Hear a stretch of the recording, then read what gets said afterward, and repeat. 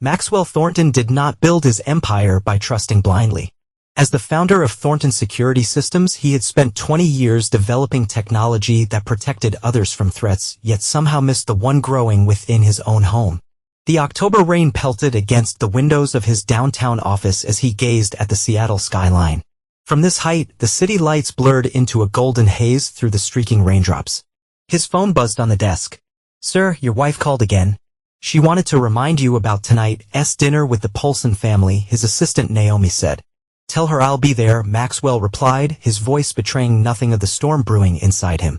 For 3 months, Maxwell had known something was amiss.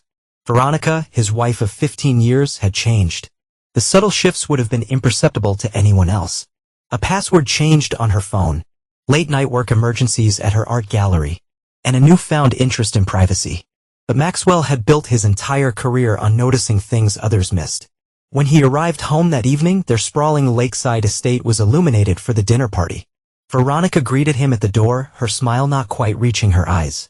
"You late," she whispered, fixing his tie with practiced hands. "Traffic," he lied, when in truth he'd been meeting with private investigator Liv Donnelly, reviewing the latest surveillance photos.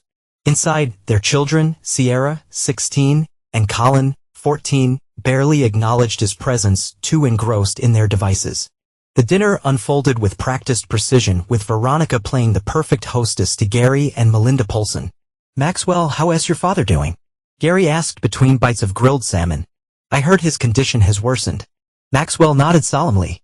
"The doctors give him weeks, maybe days." "Such a shame," Veronica commented with rehearsed sympathy. "Walter was always so vibrant." Later that night, as the house fell silent, Maxwell slipped into his private study and unlocked a hidden safe beneath the floorboards. Inside was a leather-bound journal containing handwritten notes tracking every inconsistency in his family's behavior over the past year. He added today's observations, including how Sierra had quietly excused herself during dinner to take a call, whispering excitedly about when everything changes. Maxwell closed the journal and placed it carefully back in the safe. His father's impending death would accelerate everything. Walter Thornton's fortune, combined with Maxwell's own security empire, would be worth nearly $1 billion. What Veronica and her secret lover did not realize was that Maxwell had spent the last 5 years preparing for this exact scenario, not out of paranoia, but because he'd seen too many men destroyed by betrayal. As he closed the safe, his phone vibrated with a text from Liv, confirmed, meeting again tonight. Same location. Maxwell's expression remained neutral, but his eyes hardened into a glacial blue intensity. The game was in motion, and he had been several moves ahead since the beginning. The antiseptic smell of Seattle General Hospital's VIP wing had become all too familiar over the past weeks. Maxwell sat beside his father's bed, watching the once powerful industrialist struggle for each breath. Walter Thornton had built his manufacturing empire from nothing, instilling in his only son an uncompromising work ethic and a simple philosophy: trust is earned, not given. "The doctors say you should rest, Dad," Maxwell said softly. Walter's weathered hand grasped his son's with surprising strength. "They recircling already, are not they?" His voice was a raspy whisper. Maxwell raised an eyebrow. "Who? Do not play dumb, boy. I was not born yesterday." The older man's eyes, though clouded with medication, held the same shrewd intelligence that had intimidated business rivals for decades. "I've seen how she looks at you now. Like you an asset to be liquidated." Maxwell remained silent, neither confirming nor denying. "Remember what I taught you," Walter continued. "The Thornton fortune is not just money. It's power, and power." He paused for a labored breath. "Power reveals." "I know, Dad. Save your strength." After leaving the hospital, Maxwell drove to a nondescript warehouse in the industrial district. Inside, amid rows of server racks and monitoring equipment, Tanner Bryce waited. The former military intelligence officer had been Maxwell's head of security for 7 years and the only person he trusted completely. "How's the old man?" Tanner asked, his scarred face illuminated by the blue glow of computer monitors. "Dying," Maxwell replied bluntly. "What do you have for me?" Tanner handed him a tablet. "Your wife visited the gallery last night, but left after 20 minutes. Her car then traveled to this address." A map appeared on screen, highlighting a luxury apartment building downtown. "Preston Davenport's place," Maxwell noted, naming his wife's supposed art dealer friend. "They spent 3 hours together. Your daughter has also been texting him regularly." Tanner swiped to show message logs, mostly about how everything will be better soon and questions about colleges in Europe. Maxwell's jaw tightened. And my son. The boy's been promised a Lamborghini when he turns 16, apparently. Tanner pulled up another screen. There's more. Your wife has been meeting with Teresa Campbell, the divorce attorney. The best in the state, Tanner confirmed. And she's been making inquiries about your father's will. Maxwell paced the room, processing the information. The betrayal was expected, but seeing the evidence, how deeply it ran, how even his children had been turned against him, still cut like a knife. Have you considered just confronting her? Tanner asked. Maxwell shook his head. Not yet. I need to understand how far this goes. Later that evening, Maxwell returned home to find Sierra packing a suitcase. Weekend trip with Mom, she explained curtly when he inquired. Girls' getaway. That sounds nice, he replied, noting how she avoided eye contact. Where are you headed?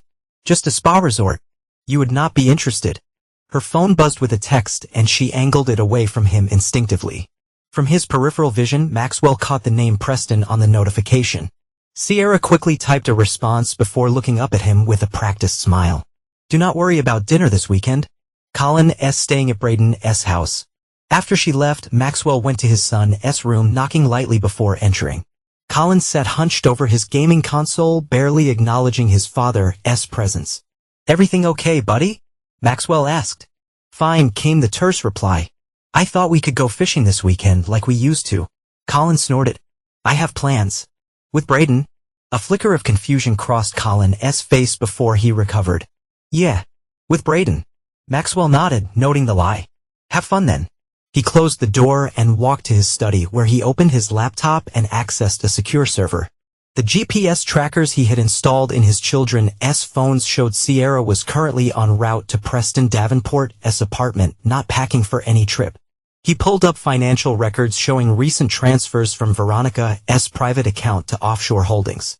The amounts were significant but careful, just below thresholds that would trigger automatic notifications. More damning were the series of consultations she had with estate lawyers and financial planners, all specializing in high-net-worth divorces. The pieces were aligning exactly as he had anticipated years ago. Maxwell closed his laptop and poured himself a measure of scotch, contemplating the chess game before him. His opponents thought they were making clever opening moves, unaware he had already mapped out the entire match to its inevitable conclusion. He picked up a photo of his family taken at Christmas. Everyone smiling, a perfect portrait of happiness. Maxwell set it face down on the desk. In the reflection of the window, he saw not the successful businessman and family man the world knew, but the calculated strategist his father had raised him to be. When people show you who they are, he murmured to himself, recalling his father's words, believe them the first time. The day of Walter Thornton's funeral dawned with appropriate gloom, sheets of rain cascading down as black-clad mourners huddled under umbrellas in the cemetery. Maxwell stood stoic beside the grave, his face a mask of appropriate grief, while his mind catalogued every detail of his surroundings. Veronica stood at his side, her hand resting performatively on his arm, dressed impeccably in designer morning wear. Sierra and Colin stood slightly apart, frequently checking their phones when they thought no one was looking. And across the gathering, partially obscured by an ancient oak tree, Preston Davenport observed the proceedings, ostensibly paying respects to a business associate, but Maxwell knew better. The service concluded and the attendees moved to their vehicles for the reception at the Thornton estate. As Maxwell turned to leave, his longtime lawyer and friend, Oliver Walsh, approached him. We need to discuss the will, Max. Your father made some unconventional requests.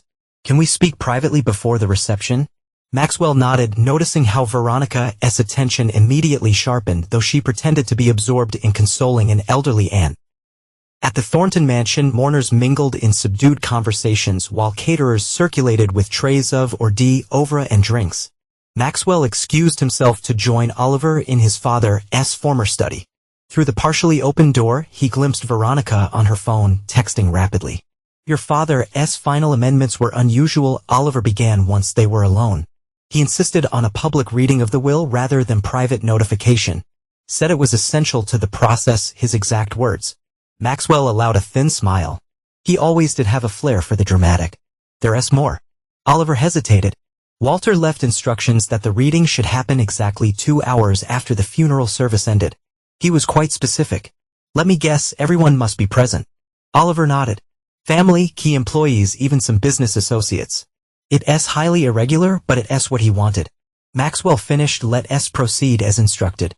2 hours later, the study was packed with selected guests. Veronica had positioned herself prominently near Maxwell, with Sierra and Colin beside her. Preston Davenport had been invited as a valued business associate and stood uncomfortably near the back. Maxwell noted with interest how Sierra kept glancing at him. Oliver cleared his throat and began reading the document. The standard bequests came first: charitable donations, mementos to old friends, specific instructions for the business. Then came the core of the estate. The remainder of my assets, including controlling interest in Thornton Industries and all personal holdings, I leave to my son, Maxwell Walter Thornton, to be managed at his sole discretion. A ripple of whispers moved through the room. Maxwell maintained his composure, though he caught the flash of alarm that passed between Veronica and Preston. With one condition, Oliver continued: should Maxwell predecease me, or should he be deemed incapacitated or otherwise unable to manage these assets within 1 year of my death, all holdings shall pass to my daughter-in-law, Veronica Preston Thornton, to be divided as she sees fit among herself and my grandchildren. The room fell silent. Maxwell felt Veronica tense beside him, her hands suddenly gripping his arm with false sympathy. We should discuss this in private, she whispered urgently. Of course, Maxwell replied calmly. As the guests began to disperse, Maxwell noticed Preston slip out, followed shortly by Sierra, who claimed she needed fresh air. In the kitchen, Colin was already on his phone, speaking in hushed tones. Maxwell excused himself and retreated to the master bathroom, locking the door behind him. He checked his watch, exactly on schedule. He sent a pre-composed text to Tanner: Phase 1 complete. When he returned downstairs, the remaining guests were leaving. Only family and Oliver remained. Veronica approached him with affected concern. Maxwell, we should talk about what this means for us, for the children's future, she began. Before he could respond, the doorbell rang. When their housekeeper answered, a courier stood there with a legal envelope. Delivery for Veronica Thornton, he announced. All eyes turned to Veronica as she accepted the envelope with visible confusion. Opening it, her expression shifted from bewilderment to triumph in an instant. She pulled out legal documents and thrust them toward Maxwell. Your father's funeral seemed like an appropriate time to end this charade, she declared, her voice suddenly cold. I filed for divorce. The family fortune is legally mine now, according to Walter's will. Sierra and Colin moved to stand beside their mother, their faces hardening into unified contempt. We re-changing our last name to Davenport, Sierra announced. You read to us anyway. Mr. Thornton, the housekeeper interrupted softly, there are reporters gathering outside the gate. Maxwell realized with grim satisfaction that Veronica had timed this for maximum public humiliation. The grieving son losing everything on the day of his father's funeral would make headlines across Seattle. He simply nodded and walked toward the door. As he passed Oliver, he murmured, begin Phase 2. Outside, a light rain had resumed. Maxwell walked calmly past the waiting reporters without comment, got into his car, and drove away from the estate that had been his home for 15 years. In his rearview mirror, he could see Veronica speaking animatedly to the press, the perfect picture of a wronged wife finally breaking free. What none of them knew was that everything, from Walter's death to this very moment, had unfolded exactly according to the plan Maxwell had set in motion years before. The true game was only just beginning. The Silver Lake Motel sat on the outskirts of Seattle, its neon sign flickering pathetically in the persistent drizzle. Room 117 had become Maxwell Thornton's temporary home. A far cry from his lakeside mansion with its 6 bedrooms and infinity pool overlooking Puget Sound. The room smelled of industrial cleaner, barely masking decades of cigarette smoke. Maxwell sat on the edge of the sagging bed, 3 burner phones arranged neatly beside him, each labeled for a different purpose. On the scarred desk lay newspaper clippings and tabloid printouts. Tech security titan served divorce papers at father's funeral. Thornton children to son, father, he was never there for us. Veronica Thornton claims emotional abuse and explosive filing. Maxwell's face remained impassive as he read each headline. He had withdrawn exactly $9,000 from ATMs just below the reporting threshold before Veronica's legal team could freeze his accounts. His credit cards were worthless now. His supposedly joint bank accounts suddenly inaccessible. A knock at the door interrupted his thoughts.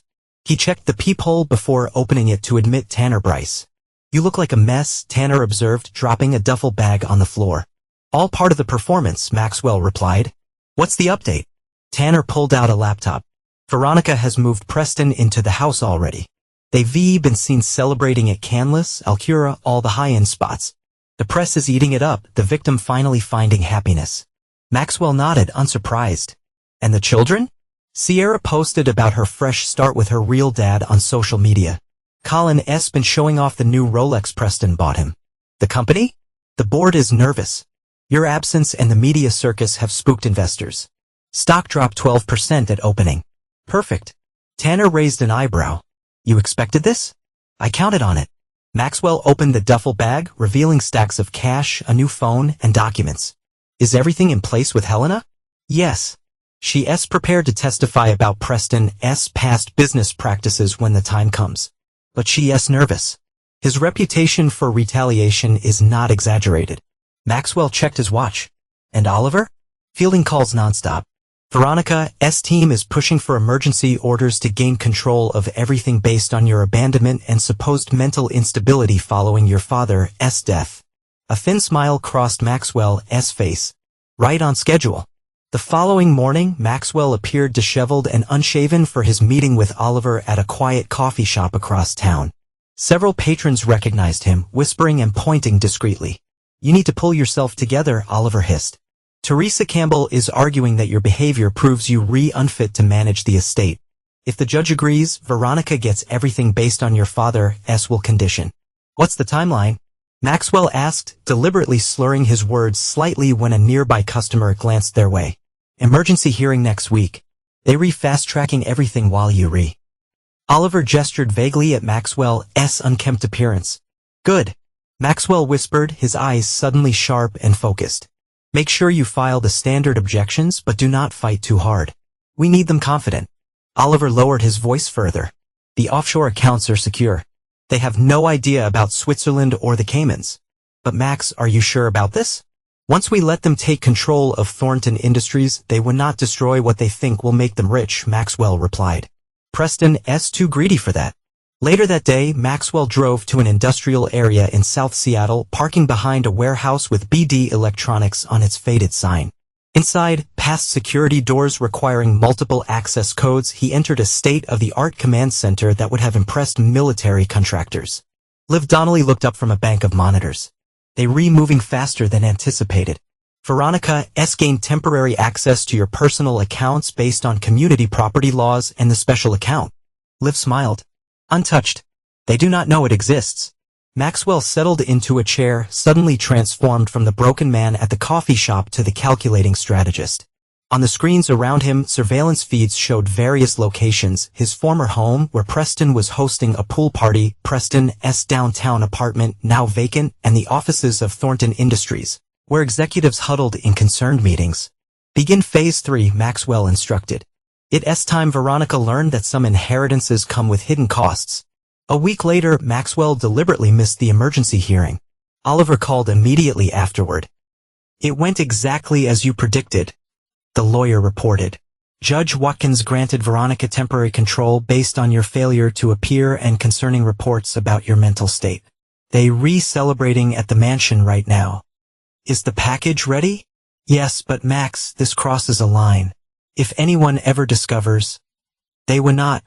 Maxwell interrupted. Deliver it tonight, as we discussed. That evening, as Veronica hosted an impromptu victory party, a courier arrived with a sealed legal envelope addressed to her personally. Inside was a single sheet of paper with an account number and password, along with a handwritten note. The real Thornton fortune. Access before midnight or lose it forever. Veronica excused herself and rushed to her study, logging into the account with trembling fingers. The balance showed $212 million, far more than what the publicly known Thornton assets were worth.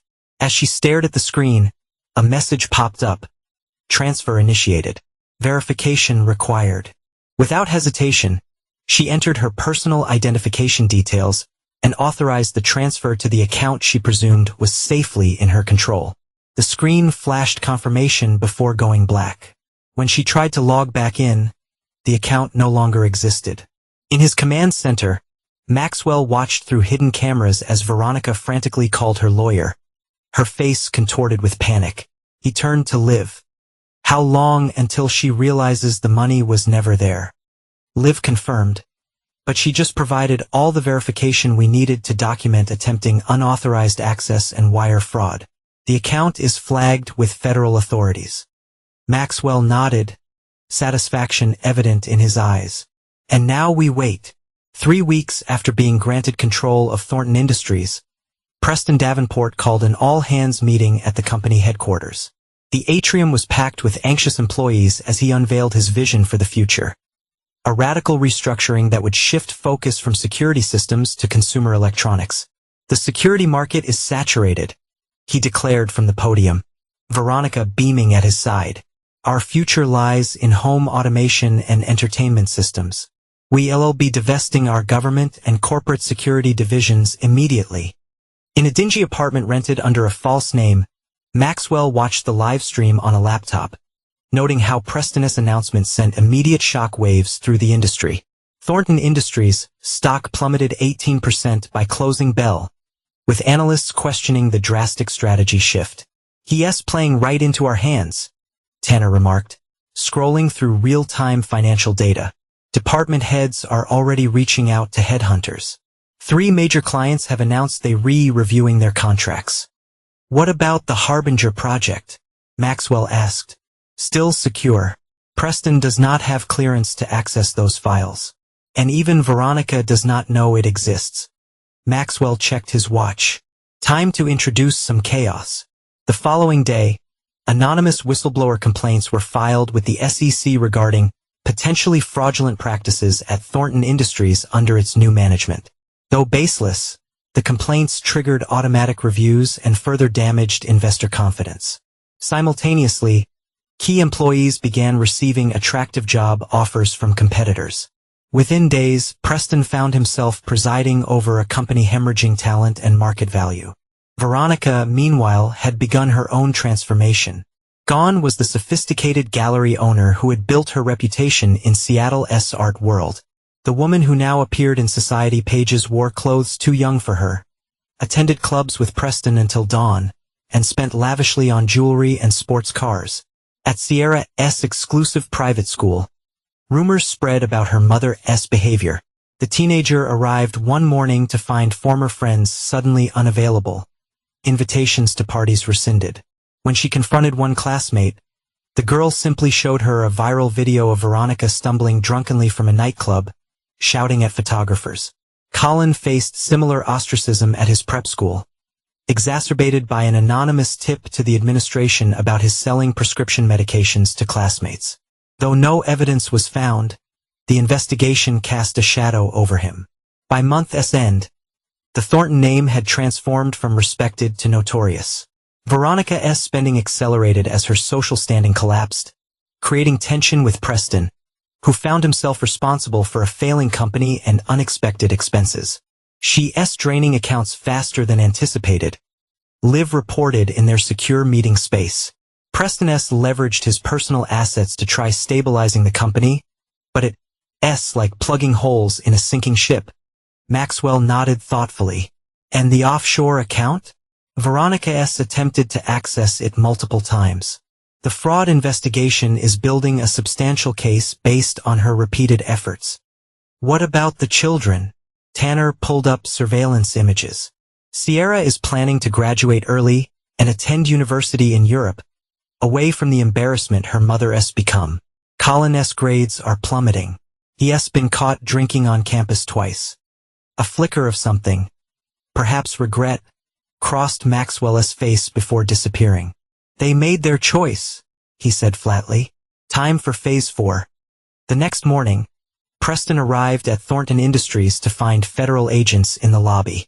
The whistleblower complaints had escalated to a formal investigation, with agents seizing servers and documents related to company finances since the change in management.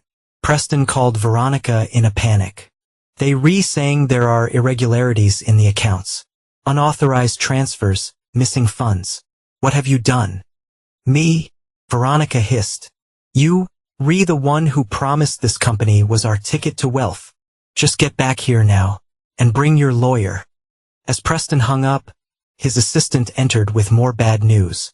The company's largest government contract had been suspended, pending the investigation. Without it, they would miss payroll within weeks. That afternoon, while Veronica and Preston were occupied with federal investigators, Maxwell made his first public appearance in weeks. Clean-shaven and impeccably dressed, he arrived at the office of Phaedra Reynolds, one of Seattle's most respected wealth managers. "Mr. Thornton." She greeted him warmly. "I was surprised by your call." "Thank you for seeing me on short notice," he replied. "I believe it's time to discuss the Lazarus Protocol." Phaedra's expression shifted to one of understanding. She retrieved a secure tablet and entered a complex series of passwords. "Everything is ready as you instructed 3 years ago. Are you certain you want to proceed?" Maxwell's blue eyes were cold as Arctic ice. "Absolutely certain." "Very well." She handed him a biometric authentication device. Once activated, there's no reversing the process. Without hesitation, Maxwell pressed his thumb to the sensor. "They built their future on sand," he said quietly. "Now the tide comes in." Across the city, a devastating series of legal and financial maneuvers began unfolding with the precision of a military operation. Liens appeared against the Thornton mansion. Credit lines were suddenly canceled. Trust accounts established for Sierra and Colin were frozen, pending investigation of irregular activities. By evening, as Veronica and Preston returned home exhausted from hours of questioning, their phones began pinging with urgent alerts from banks, credit card companies, and financial institutions. Preston's personal accounts had been frozen due to suspicious connections with the Thornton Industries investigation. "This is impossible," Preston muttered, frantically calling his personal banker, only to be directed to the fraud department. Someone's orchestrated this. Veronica's face paled as realization dawned. "Maxwell?" she whispered. "But how? He has nothing left. We took everything." Preston laughed bitterly. "Apparently not." The house phone rang, startling them both. Preston answered to hear Oliver Walsh's measured tones. "Mr.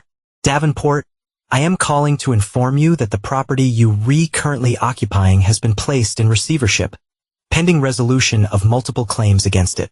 You and all occupants are required to vacate within 72 hours. "This is absurd," Preston shouted. "We'll fight this." "You welcome to try," Oliver replied calmly.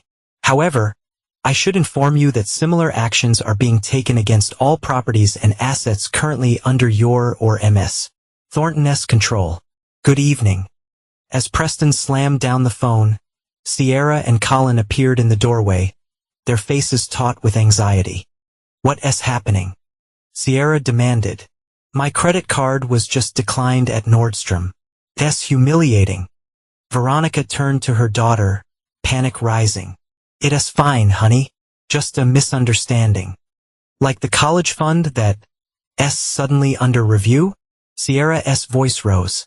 "The admissions office at Polytechnique called. My application is in jeopardy because the financial guarantees are invalid." Colin pushed past his sister. "My social media is blowing up with people saying we broke, that we being investigated for fraud." Preston's phone buzzed with an incoming email. His face went ashen as he read it. "The board has called an emergency meeting. They reconsidering suspending me pending the investigation." As the family descended into panicked argument, none of them noticed the small blinking light of the hidden camera capturing every moment of their unraveling. In his command center, Maxwell watched the scene with detached interest. "Right on cue," he murmured. "Pressure reveals character." Liv looked troubled. "Your children are suffering too." "They chose their side," Maxwell replied, though a muscle tightened in his jaw. "Actions have consequences." He turned away from the monitor displaying his former family and focused instead on financial data streaming across another screen. "Begin the final phase. It's time to bring this game to its conclusion." The auction drew a modest crowd of curious onlookers and serious buyers. Under the fluorescent lights of the hotel conference room, items from the Thornton estate were arranged in numbered lots: furniture, artwork, electronics, and jewelry accumulated over 15 years of marriage. From the back of the room, wearing a baseball cap and nondescript clothing, Maxwell observed as Veronica's prized possessions sold for fractions of their value. Court-ordered liquidation to satisfy creditors was a humbling process, made more so by the gossiping spectators. "I heard she's living in a 2-bedroom apartment now," a woman whispered to her companion, "and he's moved to California." Could not face the humiliation. Maxwell smiled faintly. The carefully crafted rumors were spreading exactly as planned. The auctioneer held up a platinum wedding band. Lot 37. Gentleman's wedding ring with diamond inlay. Starting bid $500. Maxwell watched dispassionately as his former wedding ring sold to a pawnbroker for $750. The symbolism was not lost on him. The final visible connection to his former life, disposed of in seconds. Outside the auction house, Maxwell slipped into a waiting car where Tanner sat behind the wheel. "How did it go?" Tanner asked. "Predictably," Maxwell replied. "What's the status on Preston?" "Board meeting just ended. They've suspended him indefinitely while the investigation continues. 3 major clients have canceled contracts in the past week. The company's value has dropped 64% since he took control. And our friends at the FBI? Building their case methodically. The evidence trail Veronica created trying to access that phantom account is gold. They've expanded the investigation to include Preston's previous business dealings." Maxwell nodded, satisfied. Time to disappear completely. The next morning, Seattle's news outlets reported that Maxwell Thornton had apparently fled the country. Border records showed him boarding a flight to Switzerland, and financial experts speculated he was attempting to access hidden accounts before authorities could freeze them. In reality, Maxwell was settling into a modest cabin on Washington's Olympic Peninsula, accessible only by private road and shielded from satellite imaging by dense forest canopy. The property, purchased through multiple shells years earlier, was registered to an elderly Montana couple who did not exist. For the next 2 weeks, Maxwell maintained complete communication silence while Tanner and Liv monitored the situation in Seattle.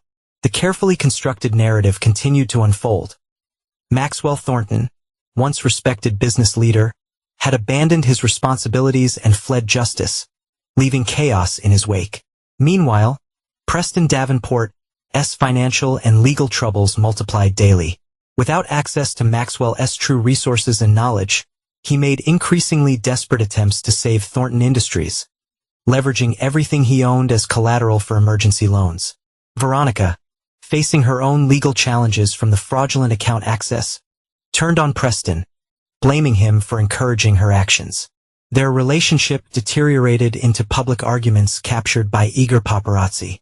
The children, Sierra and Colin, retreated from social media as former friends abandoned them and online trolls multiplied. On day 17 of his disappearance, Maxwell received his first update from Tanner via secure satellite connection. "Everything is proceeding as anticipated," Tanner reported. "The government investigation has expanded to include tax evasion. Veronica's gallery is being audited. Preston's previous company is now under scrutiny for accounting irregularities. The children Sierra's European University aspirations are finished. Colin was caught with alcohol again. He has been suspended. They both living with Veronica in a rented condo in Bellevue. Preston moved out last week after their fight at Law Code made the gossip columns." Maxwell processed this information silently. And the Harbinger project? Still secure and advancing on schedule. The team believes they'll have a working prototype within months. Excellent. Prepare for my return. 2 days later, a devastating expose appeared in the Seattle Times, revealing that Preston Davenport had previously been investigated for securities fraud at his former company, though charges were never filed. The article suggested his relationship with Veronica began while consulting on artwork for his office nearly 2 years before the divorce. More damaging were leaked text messages between Veronica and Preston discussing how to accelerate access to the Thornton fortune, with explicit references to Walter Thornton's declining health and the inheritance conditions. The public reaction was swift and merciless. Overnight, the narrative shifted. Maxwell Thornton was no longer the villain who abandoned his family, but potentially the victim of a calculated conspiracy. Veronica's phone rang constantly with calls from former friends distancing themselves from the scandal. Sierra and Colin faced renewed harassment, now accused of being complicit in the scheme against their father. Preston, already fighting for his professional survival, found himself branded a manipulator who had targeted a wealthy family. On a rainy Tuesday morning, Preston arrived at Thornton Industries to find his access card deactivated. The board had voted unanimously to terminate him and cooperate fully with federal investigators. As security escorted him from the building, employees watched through windows, some openly smirking at his downfall. That evening, as Veronica and the children ate takeout in their sparsely furnished condo, the doorbell rang. A courier handed over a sealed legal envelope addressed to all three of them. Inside was a simple note and a USB drive. You chose your side. Now live with it. Empty. Veronica's hands trembled as she inserted the drive into her laptop. A video began playing. Surveillance footage from their former home, capturing dozens of private conversations over the past 2 years. Conversations about Maxwell, about Walter's money, about getting what they deserved. Most devastating was footage of Sierra and Colin laughing with Preston about their father and discussing how they would spend their inheritance once Veronica gained control. He has everything, Veronica whispered, her face ashen. He was watching us the entire time. Sierra grabbed the laptop. We need to destroy this. If this gets out, it's too late. Colin interrupted, pointing to the screen where a message now appeared. Copies have been provided to relevant authorities and media outlets. Broadcasting begins tomorrow. In the silent moments that followed, each of them realized the same thing. Maxwell had not fled in defeat. He had not been destroyed by their betrayal. He had orchestrated everything, leading them step by step into a trap of their own making. Veronica lunged for her phone, frantically dialing her lawyer. The call went straight to voicemail. One by one, she tried other numbers, her financial advisor, friends, even Preston, with the same result. It was as if an invisible wall had suddenly been erected around them, cutting them off from any potential ally. What's happening? Sierra demanded, her voice rising with panic. Veronica had no answer. But across the city, in a private dining room at Seattle's most exclusive restaurant, Maxwell Thornton was ending his self-imposed exile, hosting a dinner for selected business associates and media figures. Immaculately dressed and radiating quiet confidence, he raised a glass in toast. To new beginnings, he said simply. The trap had been sprung. The game was entering its final phase. Dawn broke over Seattle with the steady rhythm of rain against windows becoming background noise to the media storm engulfing the city. Every local station and major news website featured the same explosive story. The Thornton conspiracy exposed. The leaked surveillance videos showed Veronica, Preston, and even the Thornton children plotting over months, discussing Walter Thornton's death as an opportunity, calculating how to maximize their gains from the family fortune. The timestamp on one particularly damning clip, recorded 3 days before divorce papers were served at the funeral, showed Preston coaching Veronica on what to say. Your family fortune is legally mine now. Make it hurt. In her Bellevue condo, Veronica sat rigid on the sofa, surrounded by empty wine bottles, as she watched her reputation disintegrate in real time. Her phone had been ringing constantly, not with calls of support, but from journalists seeking comment and former friends expressing shock and disgust. Sierra emerged from her bedroom, eyes red-rimmed. My social media accounts are flooded with hate messages. People are calling us gold diggers and worse. Where's your brother? Veronica asked flatly. Still asleep. He took something last night after. Sierra did not finish the sentence. After they watched more videos revealing the extent of their betrayal, Colin had raided the liquor cabinet and disappeared into his room. The doorbell rang, startling them both. Veronica approached cautiously and checked the peephole. A tall woman in a tailored suit stood outside, flanked by 2 men with the unmistakable bearing of federal agents. Veronica Thornton, the woman asked when the door opened. I'm Special Agent Diana Winters, FBI. We have a warrant for your arrest on charges of wire fraud, conspiracy, and attempted theft by deception. As the agents led a shell-shocked Veronica away in handcuffs, Sierra stood frozen in the doorway. Across the hall, a neighbor filmed the entire scene on his phone, undoubtedly adding to the viral content already circulating. Across town at his downtown apartment, Preston Davenport was experiencing his own moment of reckoning. Federal agents were boxing documents and electronics while his lawyer argued unsuccessfully against the scope of the search warrant. "This is persecution," Preston shouted as agents discovered a hidden safe behind a bookshelf. "Maxwell Thornton is framing me." Agent Winters smiled thinly. "Mr. Davenport, we've been investigating your financial activities for over 3 years. Mr. Thornton simply provided additional evidence that corroborated our existing case." Preston's face drained of color. 3 years? That's impossible. I only met Veronica 2 years ago. Interesting that your mind went straight to Veronica Thornton, the agent observed. We were actually referring to irregularities at your previous company, Davenport Solutions. But please continue making connections for us. At Thornton Industries headquarters, employees gathered around monitors in the atrium watching live news coverage of the unfolding scandal. A ripple of murmurs spread through the crowd as the main doors opened and Maxwell Thornton walked in, accompanied by Oliver Walsh and several board members. Maxwell paused, surveying the stunned faces before him. "I believe we have work to do," he said calmly. Hours later, after back-to-back meetings with executives and key team leaders, Maxwell settled into his restored office. The view of the Seattle skyline was unchanged, though everything else had transformed. Oliver sat across from him, reviewing documents. "The board's emergency session was unanimous," Oliver reported. "You've been reinstated as CEO with expanded authority to stabilize the company." Stock jumped 15% on the announcement. Maxwell nodded. "And the Harbinger project?" "Untouched. Preston never even discovered it existed." "Perfect." Maxwell turned to the window, watching rain streak across the glass. "What's the status on the federal cases?" "Moving quickly. The evidence is overwhelming. Preston's previous legal issues make him particularly vulnerable. Prosecutors are already talking plea deals in exchange for testimony against Veronica. They'll both serve time." "And my children?" Maxwell asked. Oliver hesitated. "They were not facing charges, but it's bad, Max. Their involvement was clearly documented in the videos. Sierra's university offers have been rescinded.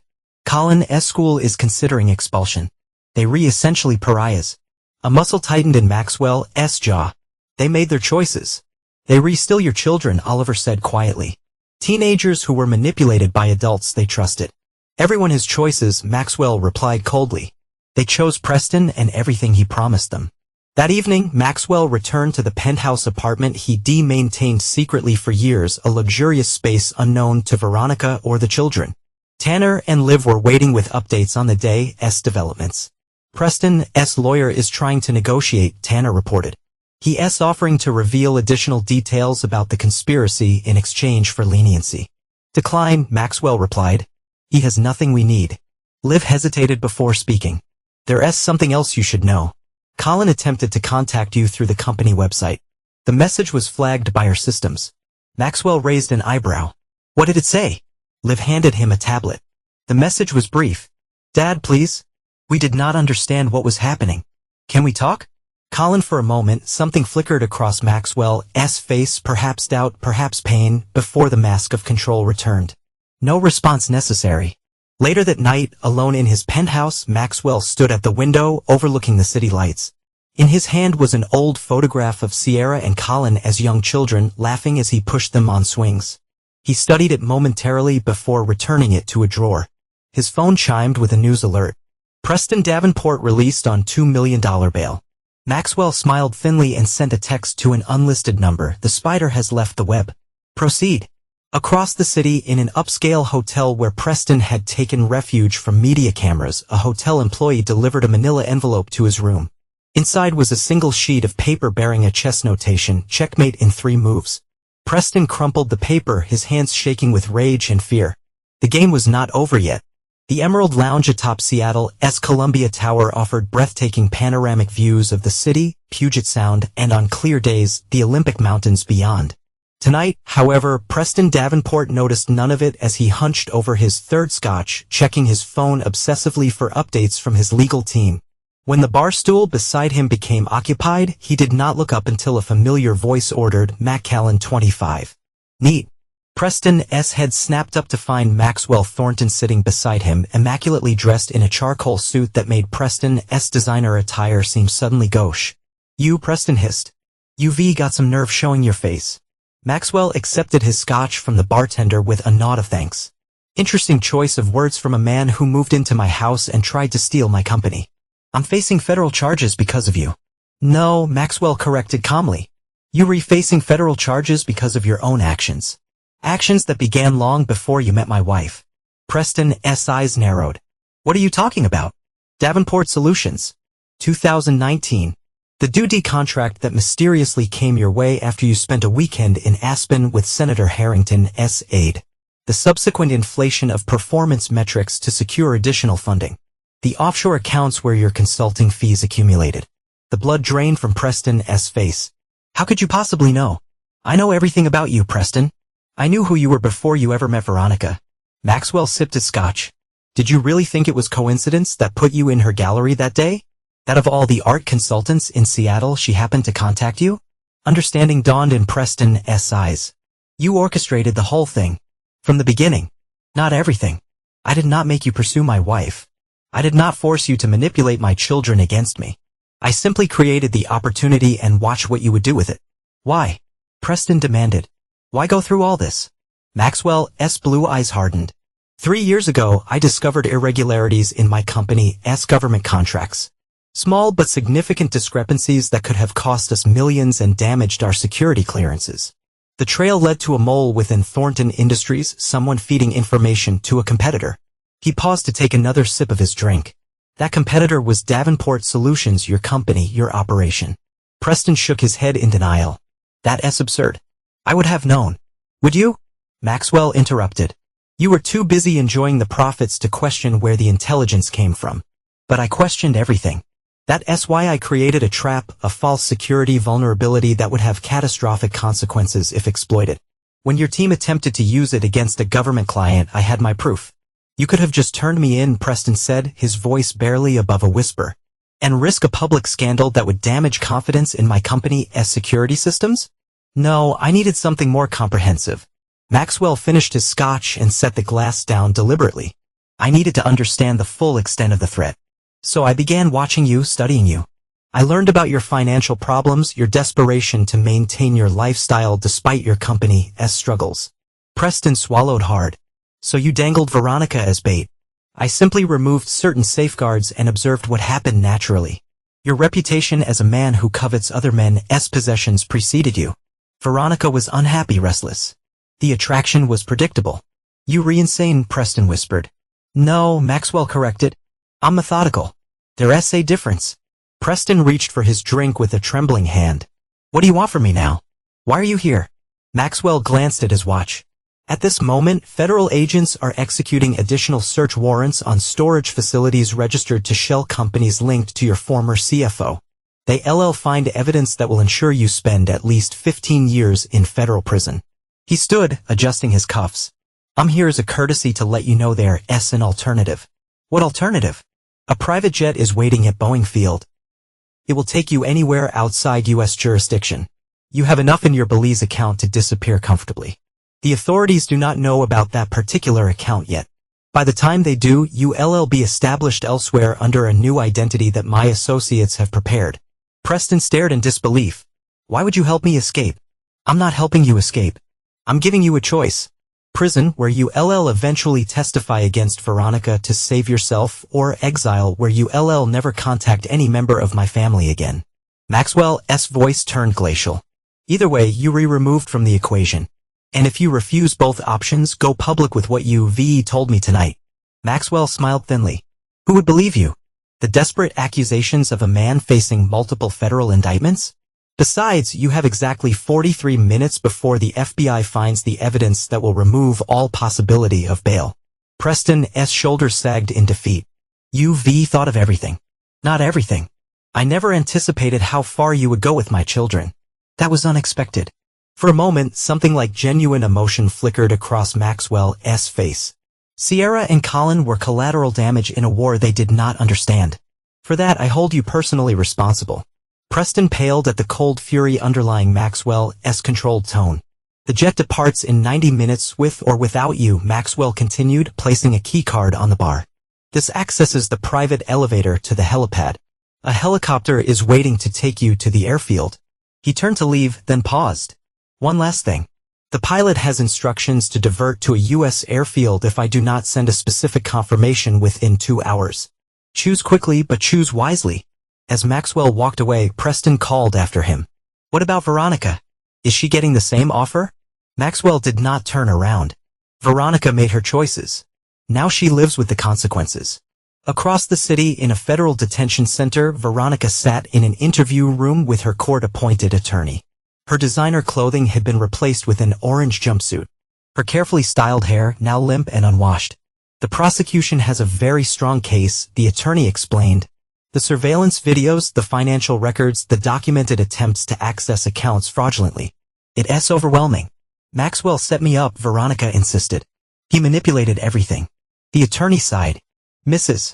Thornton, the videos clearly show you discussing these plans months in advance. Your voice, your words, in your home. What about my children? Where are they? Your daughter Sierra is staying with your sister. Your son Colin has been placed in temporary foster care after an incident at your sister's home. The attorney hesitated. There's something else you should know. Mr. Thornton has filed for sole custody, citing abandonment and parental alienation. Veronica's face crumpled. He ca not take my children. Given the evidence and their ages, the court is likely to consider their preferences. And right now. The attorney left the implication hanging. They blame me, Veronica whispered. The prosecution has offered a deal. 10 years instead of 25 if you testify against Preston Davenport. Veronica stared blankly at the wall. Maxwell knew this would happen. All of it. Mrs. Thornton, focus please. We need to decide on the plea offer. But Veronica was not listening. In her mind, she was replaying moments from the past years, subtle warnings she dismissed, questions from Maxwell that seemed innocuous at the time but now revealed calculated information gathering. The safe in his study that she could never access. The unexpected business trips that coincided with her meetings with Preston. He was always 3 steps ahead, she murmured. Always. Miles away at his sister's suburban home, Colin Thornton sat on the edge of a bed in the guest room, staring at his phone. The screen displayed a text he sent hours ago to his father. Please, Dad. I'm sorry. I did not understand what was happening. The message showed as delivered but unread. Colin had sent dozens of similar messages over the past weeks, each met with the same digital silence. His door opened and Sierra entered, her face drawn with exhaustion. Aunt Catherine wants to know if you're eating dinner. I'm not hungry. Sierra sat beside him. Any response? Colin shook his head. He's never going to forgive us. Is he? Sierra's voice cracked slightly. Would you if you were him? Colin asked bitterly. We called him pathetic. Said we were changing our name. That he was dead to us. And it's all on video for the world to see. Sierra wiped away a tear. Preston manipulated us. Made us believe Dad never cared about us. We were stupid to believe him. We were kids who believed what we wanted to hear. Sierra stared out the window. I had a full ride to Stanford, you know? Before all this. Now no school will touch me with this scandal attached to my name. Colin's phone suddenly chimed with an incoming text. Both teenagers froze, then lunged for the device. The message was not from their father, but from an unknown number, roof of Columbia Tower. 1 hour. Come alone if you want answers. T. Who's T? Sierra asked. No idea. Colin was already reaching for his jacket. But I am going. Not alone. You not, Sierra declared. We've made enough mistakes separately. We do this together. An hour later, the Thornton siblings emerged from the elevator onto the observation deck of Columbia Tower, closed to the public at this late hour, but mysteriously accessible with their regular key cards. The night was clear, the lights of Seattle spreading below them like a carpet of stars. At the far end of the deck, a man stood watching the harbor. Mr. Bryce. Colin called hesitantly, recognizing his father as head of security. Tanner Bryce turned, his scarred face impassive. You came. Both of you. Are you here for Dad?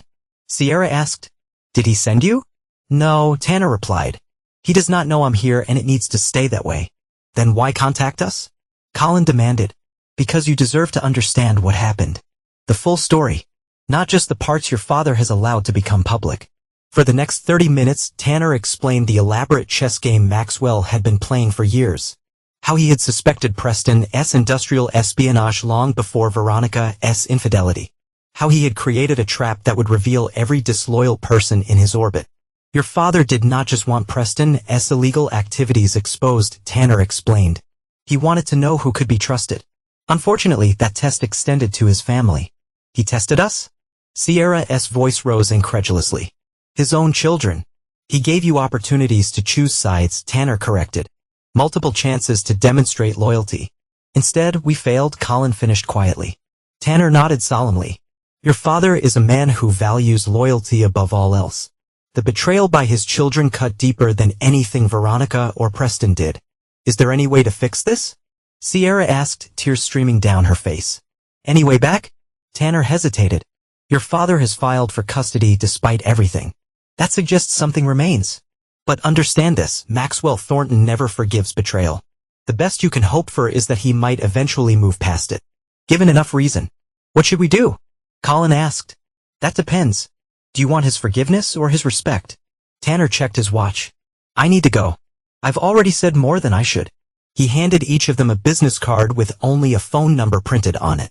If you decide you want to try, call this number. But only if you're serious. There are no second chances with your father.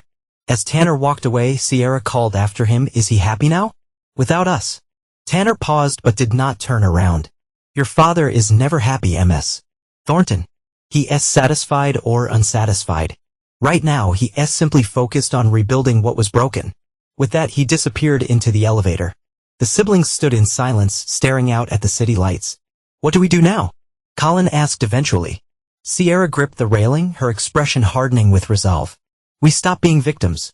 We take responsibility.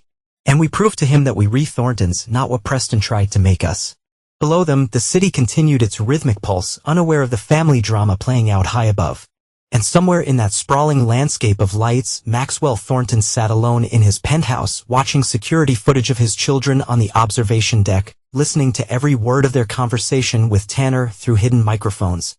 His expression revealed nothing as he closed the laptop, leaving their fate and his decision unresolved in the darkness. 3 months later, Seattle's financial district buzzed with anticipation.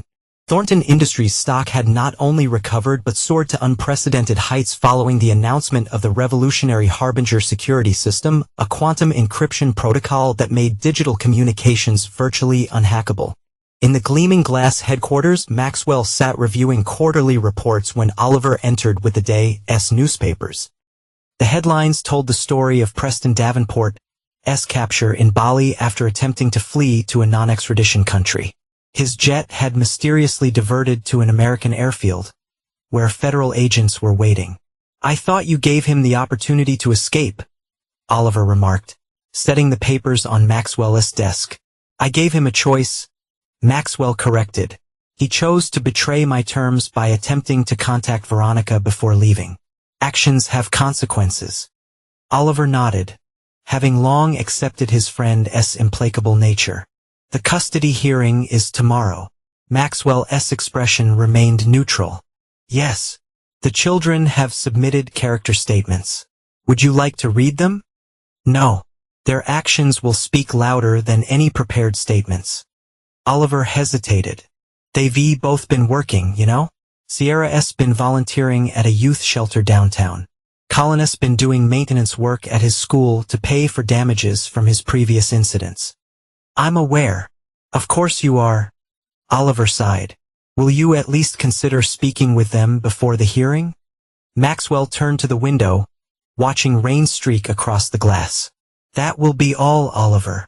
Later that evening, Maxwell drove to a secluded restaurant in the foothills of the Cascade Mountains. The exclusive establishment, accessible only by private road, catered to clients who valued absolute privacy.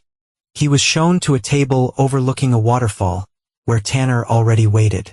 Everything's south in place for tomorrow, Tanner reported after the waiter departed. Veronica's accepted the plea deal, 15 years, with possibility of parole after 8.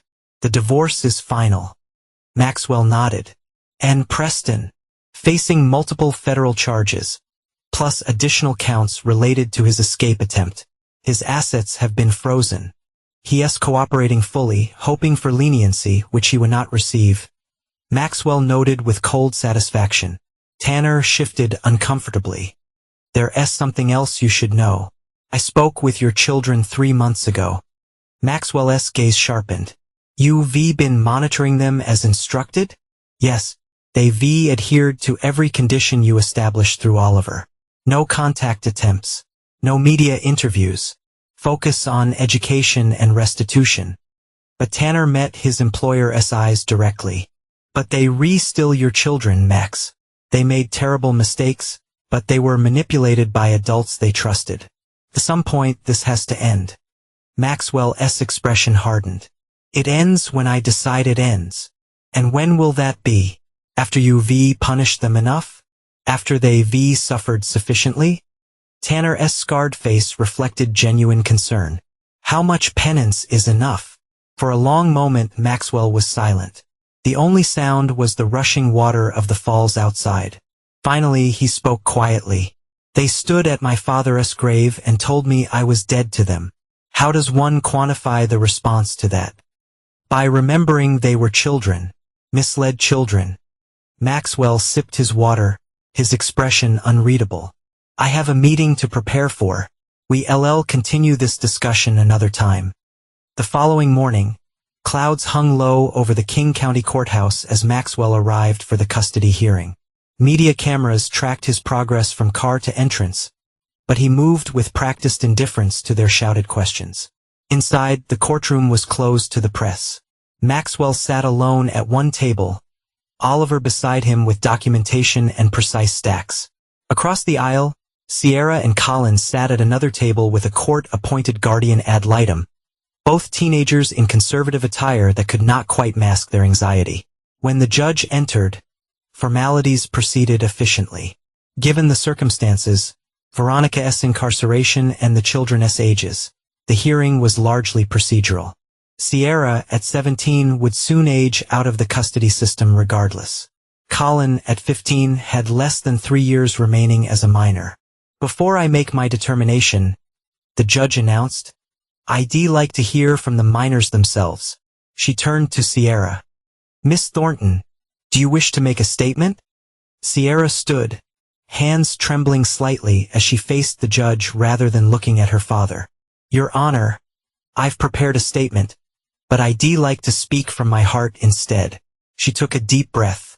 3 months ago, I stood in a funeral home and told my father he was dead to me.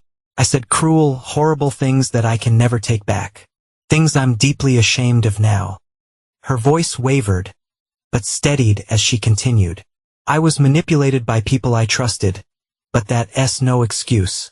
I made choices, terrible choices, and I hurt the one person who had always protected me. I do not expect forgiveness. I would not forgive myself. But I am my father's daughter, and Thornton's face consequences. I'm ready to face mine, whatever they may be. She sat down, wiping away a tear. The judge nodded and turned to Colin. The boy stood, visibly nervous, but determined. Your Honor, my sister and I have spent every day since this happened trying to understand how we could have been so blind. Our father is not perfect, no one is, but he never deserved what we did to him. Colin glanced briefly at Maxwell before continuing. We were offered everything we wanted by people who only valued us as weapons against our father, and we let them use us that way. There's nothing I can say to make that right. He swallowed hard. If the court grants my father custody, I'll accept whatever rules or restrictions he sets. If not, I understand. Either way, I'll spend the rest of my life trying to be worthy of the name Thornton again. The courtroom fell silent as Colin returned to his seat. The judge reviewed her notes before addressing Maxwell. Mr. Thornton, would you like to respond to your children's statements? Maxwell rose slowly, buttoning his suit jacket. Your Honor, I've listened to my children's words today, as I've observed their actions over the past 3 months. They speak of facing consequences and accepting responsibility. These are values I tried to instill in them from an early age. He paused, his tone measured and controlled. The decisions that brought us to this courtroom were not made overnight. They developed through hundreds of small choices, each one taking us further from what family should mean. Rebuilding what was broken will similarly require many small choices moving in a better direction. Maxwell turned slightly, making direct eye contact with his children for the first time in months. I am prepared to undertake that process with appropriate boundaries and expectations in place. The judge nodded. Given the circumstances and the preferences expressed by the minors, I'm granting full custody to Maxwell Thornton, with a review in 6 months to ensure the arrangement remains in the children's best interests. After the formalities concluded, Maxwell exited the courtroom with Oliver, the teenagers following at a respectful distance. In the private antechamber reserved for participants, Maxwell finally turned to face his children directly. There are conditions, he stated without preamble. You, both continue your community service commitments. Your devices and communications will be monitored. You, meet weekly with Dr. Harrington for counseling. Sierra, you, complete high school before considering college applications. Colin, your academic performance must improve dramatically. The siblings nodded silently, accepting each condition without protest. You would not return to the mansion immediately. I've arranged an apartment near my penthouse where you, live with supervision. Privileges will be earned, not assumed. We understand, Sierra said quietly. Maxwell's expression remained stern. Trust, once broken, does not mend easily. I do not know if it can be restored completely. That depends on choices you make going forward. What about forgiveness? Colin asked hesitantly. Maxwell's blue eyes were cold as Arctic ice. Forgiveness is not part of this arrangement. Forgiveness is a gift I'm not prepared to offer. What I'm offering is an opportunity to rebuild. Nothing more. The teenagers exchanged glances, a silent communication passing between them before Sierra spoke. That's fair. More than fair, considering everything. Oliver will provide the details. We done here. Maxwell moved toward the door, then paused. One last thing.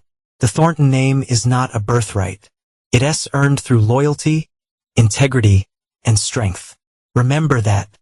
With those parting words, he left, the door closing firmly behind him. 6 weeks later, Maxwell stood in his penthouse office, reviewing security footage from the apartment where his children now lived.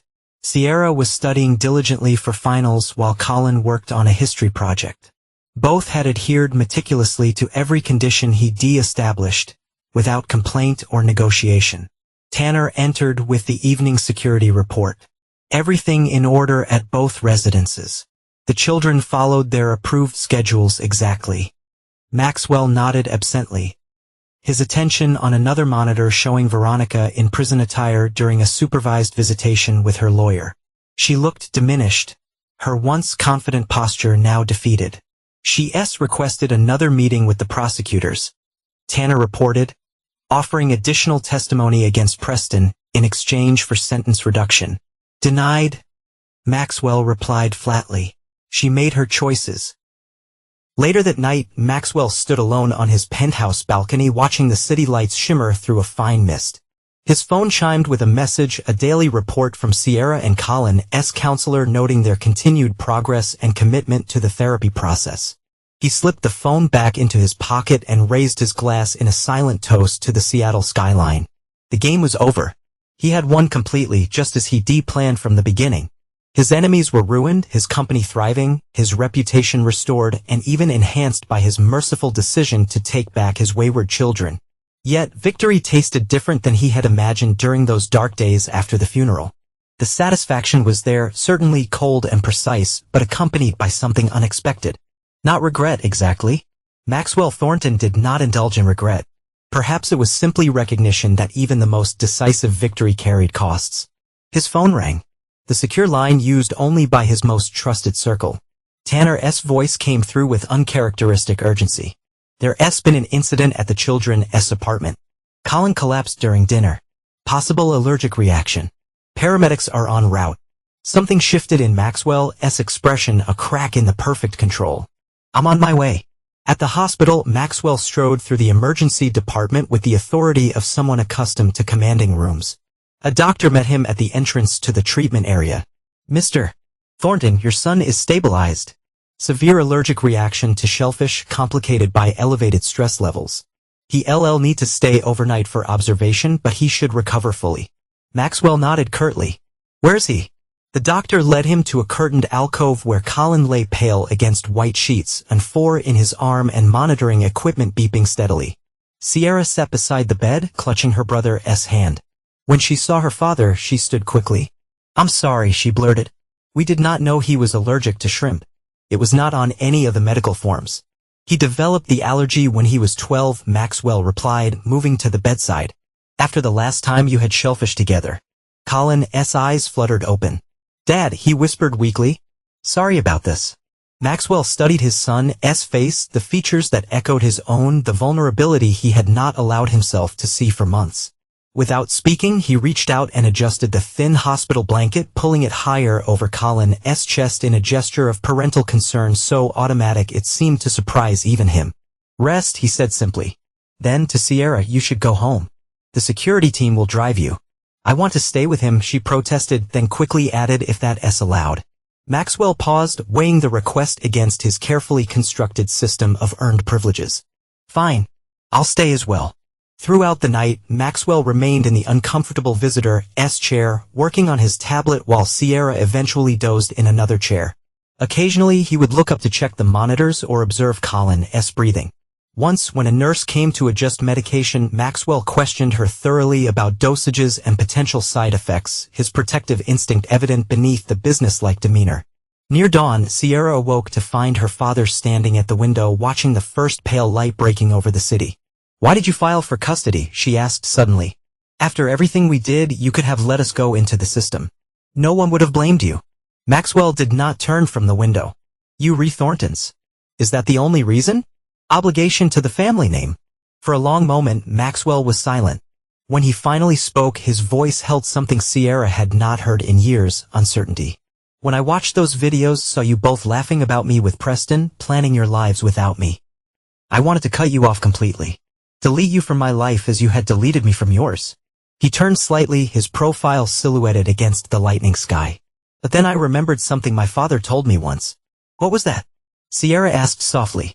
"That the true measure of power is not what you can destroy, but what you choose to rebuild." Maxwell finally turned to face her fully. "I do not know if we can rebuild this family. The foundation may be too damaged. But not trying would be a failure I'm not willing to accept." It was not forgiveness. It was not even warmth. But as he looked at his daughter, something genuine passed between them, a tentative understanding that rebuilding would begin not with trust or love, but simply with effort and the willingness to face each new day together. But in the economy of emotion that governed Maxwell Thornton's world, it was an opening, narrow and conditional, but real. From his hospital bed, Colin spoke suddenly, his voice clearer than before. "Mom told us you never really loved us, that you only saw us as extensions of yourself." Maxwell's expression tightened. "Your mother said many things that served her purposes. But was she right?" Colin pressed. Maxwell looked between his children, measuring his response. "Love is not a simple emotion. It's complex, particularly for someone like me. But everything I've built, everything I've done, has been to secure your futures. To make you strong enough to stand in a world that does not forgive weakness. Even when that meant letting us fall?" Sierra asked. "Sometimes, especially then." Maxwell checked his watch. "The doctor will be making rounds soon. We should discuss your return to school, Colin, and what accommodations you'll need during recovery." Just like that, the moment of vulnerability closed, the walls reassembling around Maxwell's carefully guarded inner life. Yet something had shifted, a microscopic adjustment in the familial geometry that all three recognized but none acknowledged openly. 6 months later, on a clear December evening, Maxwell hosted a small dinner at his penthouse. Sierra and Colin, now living there under strict but gradually relaxing conditions, had prepared the meal as part of their continuing efforts to demonstrate responsibility. As they ate, conversation remained largely formal, discussions of school projects, company developments, and community service experiences. But occasionally, brief moments of something like normal family interaction would surface. Colin shared a joke that prompted a reluctant half-smile from Maxwell. Sierra described an art installation, and to her surprise, it actually sparked genuine interest from her father. After dinner, as Sierra cleared dishes, Colin approached Maxwell on the balcony. I heard about Mom's appeal being denied, he said carefully, and Preston's additional charges for trying to contact her from prison. Maxwell nodded. Justice continues its course. Colin hesitated, gathering courage. Do you ever wonder if there could have been another way? If you could have stopped them without the collateral damage? Maxwell finished. Without the public humiliation, the criminal charges, the irreparable harm to reputations. He turned to face his son fully. There's always another way, Colin. I chose the path that would be most complete. Most definitive. Most ruthless, Colin added quietly. Yes, Maxwell acknowledged without apology. Mercy can be a weakness when dealing with those who mistake it for opportunity. Even with family, Colin asked. Maxwell's gaze was steady. Especially with family. The closer someone is to you, the more devastating their betrayal. The response must be proportional. Colin nodded slowly, processing this harsh philosophy. I think I understand now not just what you did, but why. He looked out at the city lights. I do not want to be like Preston, taking what is not mine, betraying people who trust me. But I do not know if I can be like you either. For the first time in their recent interactions, something like approval flickered in Maxwell's eyes. Good. You should not be like me. You should be better. Learn from my methods without adopting my limitations. Inside, Sierra called that dessert was ready. As they turned to go in, Maxwell placed a hand briefly on Colin's shoulder, a gesture so unexpected that the boy nearly flinched. The Thornton name does not require you to be ruthless, Maxwell said quietly, only that you be strong enough to protect what matters by whatever means necessary. It was not forgiveness. Maxwell Thornton did not forgive betrayal. It was not reconciliation in any conventional sense. But in the complex calculus of this family's new reality, it was an acknowledgement that reconstruction had begun, brick by careful brick, on a foundation forever altered but not entirely destroyed. As midnight approached, Maxwell stood alone on the balcony after the children had retired to their rooms. His phone displayed a notification from the prison system. Veronica's latest request for reconsideration had been denied, ensuring she would serve her full sentence.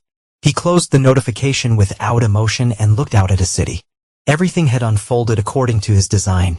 His enemies were vanquished, his fortune secure, his company thriving. The price had been high. Trust irrevocably shattered, innocence lost, family bonds reconstructed as strategic alliances rather than unconditional connections. Was it worth it? The question lingered unanswered in the cold night air. Maxwell Thornton, architect of both destruction and rebirth, raised his glass in a solitary toast to the empire he had protected at all costs, acknowledging the truth that had guided him from the beginning. In the game of power and betrayal, there are no true victories, only varying degrees of calculated sacrifice.